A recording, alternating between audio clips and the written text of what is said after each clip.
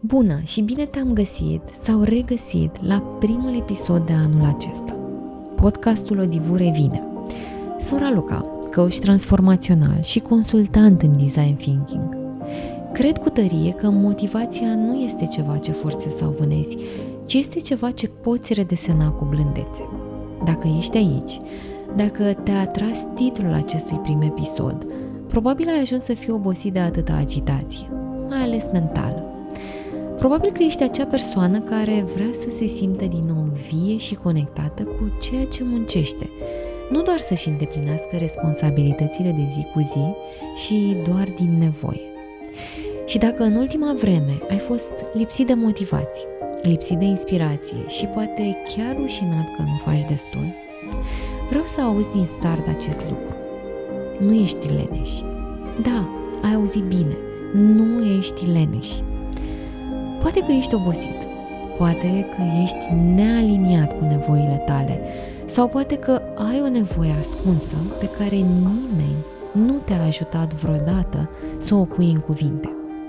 Și îmi doresc ca acest episod să contribuie măcar 1% la motivația ta de a aduce acea nevoie ascunsă la suprafață, la lumină și de a o pune în cuvinte.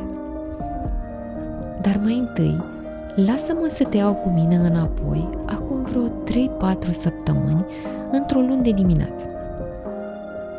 Stăteam în fața laptopului cu o cafea în mână, cu lista de to-do-uri deschisă și absolut nimic nu se întâmpla. Nici o dorință, nici o sclipire de inspirație, doar o greutate pe umeri și în piept și cu un singur gând în minte. De ce nu pot să mă apuc de treabă? Ce s-a stricat în mine? Era acest gând repetat continuu. Tot ceea ce era pe acea listă era realizabil. Aveam tot ceea ce era nevoie.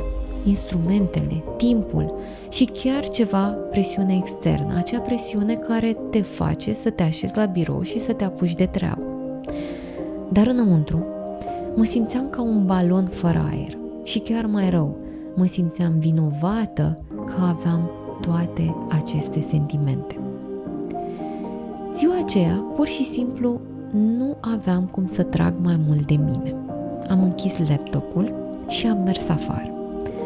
Am stat în grădină, înconjurată de ghivecele în care deja plantasem niște semințe și uitându-mă la ele, analizând procesul lor, am avut o realizare. Poate că nu s-a stricat nimic cu adevărat în mine, poate că sunt doar deconectată de tot ceea ce fac. Mulți dintre cei cu care lucrez împărtășesc aceeași experiență. Ei cred că și-au pierdut disciplina, că au nevoie de un nou mod de a planifica lucrurile, că au nevoie de o altă aplicație care să-i țină productiv sau de mai multă responsabilizare. Fără să trag o concluzie legată de aceste aspecte, dacă este sau nu nevoie de ele, primul pas pe care te-aș ruga să-l faci este să te uiți mai întâi ce se ascunde sub această idee, ideea că ți-ai pierdut disciplina. Poate că îți spui, dacă trag mai tare, motivația va veni. Dar oare chiar așa este? Oare nu o să te simți cu și mai multă presiune pe umeri? Sau poate te gândești, este doar vina mea că nu reușesc să mă concentrez. Da, sunt sentimentele de vină și rușine care apar atunci când vezi că nu reușești să te așezi la birou și să te apuci de treabă. Sau, alții sunt bine. Ce este în neregulă cu mine? Aceleași sentimente de vină și rușine. Și apoi urmează vocea, care își face apariția undeva în spatele creierului și spune: ar trebui să faci mai mult, ar trebui să faci mai mult. Dar acesta nu este de fapt adevărul tău interior, este doar acea mare presiune pe care o pui pe umerii tăi.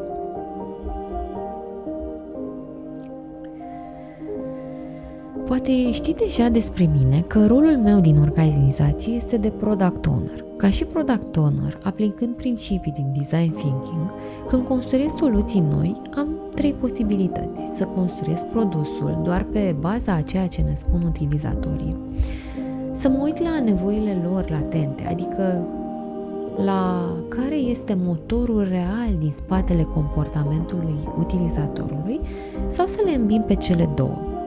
Bineînțeles că varianta optimă este o îmbinare între cele două, iar un punct principal îl reprezintă nevoile latente, acele nevoi despre care utilizatorul nu îți va putea vorbi direct, pentru că el nu le va identifica niciodată singur, dar pe care tu le vei putea înțelege observându-i comportamentul și care, atunci când le aduci ca și funcționalități în produsul tău, vor crește probabilitatea ca produsul tău sau serviciul tău să aibă cu adevărat succes. În coaching este la fel. În coaching, eu mă orientez cam după aceste principii din design thinking. Când cineva îmi spune că amână lucruri sau că nu poate găsi motivația la locul de muncă, nu întreb, așa și care este planul tău, ci mai degrabă întreb, ce crezi că ai nevoie cu adevărat și nu obții? Pentru că în aproape fiecare caz, lipsa de motivație nu este un eșec, nu este o lipsă de voință, ci este un semnal. Iată ce am observat deseori în discuțiile cu persoanele cu care lucrez. Mulți își doresc să fie disponibili, să fie văzuți ca lideri, care răspund la nevoile celorlalți, care colaborează și își sprijină colegii. Ei vor să-și arate valoarea prin participare și prin vizibilitate și vor face orice pentru a evita să-i dezamăgească pe ceilalți sau să fie percepuți drept dificili. Și atunci ce fac? Încep să spună da la fiecare ședință și la fiecare task. Au credința că asta înseamnă leadership bun și că asta înseamnă să fie angajați și colegi buni.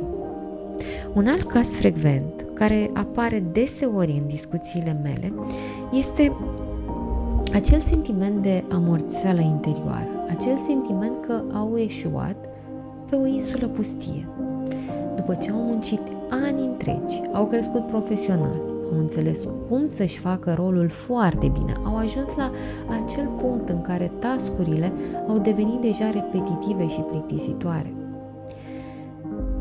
Ei par foarte bine în exterior, competenți și plini de succes, dar în interior au un sentiment de gol, pentru că acum nevoia lor ascunsă este de a avea alte oportunități.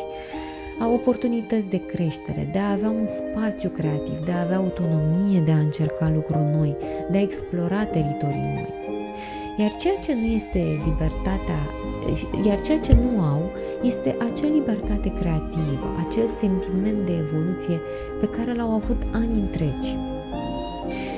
Ei, toate aceste persoane au fost motivate cândva, doar că acum nu mai simt acel sentiment, acea motivație pe care o aveau înainte. Și totuși, motivația dispare atunci când nevoile interioare nu se potrivesc cu realitatea exterioară. Și când această aliniere durează prea mult, începi să te învinovățești că ești leneș. Dar adevărul este că nu ești leneș. Hai să facem o pauză. Dacă încă asculți și te regăsești în ceea ce am descris mai devreme, ia o pauză, respiră și reflectează. Și vreau să spui 3 întrebări. O primă întrebare ar fi: care parte din ziua de lucru îți consumă cel mai mult energie? Iar dacă nu ești conștient care este acea parte din zi care îți consumă cel mai mult energia, încearcă să fii atent săptămâna aceasta la ședințele pe care le ai, la mail-urile pe care le primești sau pe care trebuie să le scrii și să le trimiți, la task-urile pe care trebuie să le faci. Și vezi ce sentimente îți produc. Poate că este frustrare, presiune, plictiseală, poate că este vinovăție. Încearcă să fii atent la aceste lucruri. A doua întrebare la care te invit să-ți răspunzi este: care parte, chiar și cea mai mică parte, îți aduce chiar și o mică sclipire de bucurie și de lumină? La fel ca la punctul anterior, fii atent care sunt lucrurile care îți dau energie de-a lungul unei zile de muncă. Măcar un strop de energie. Unde simți că ești din nou în flow și unde simți că lucrezi cu adevărat cu plăcere. Poate îți place să colaborezi cu cineva pe un task. Poate îți place un task de un anumit tip. Încearcă să identifici acele lucruri.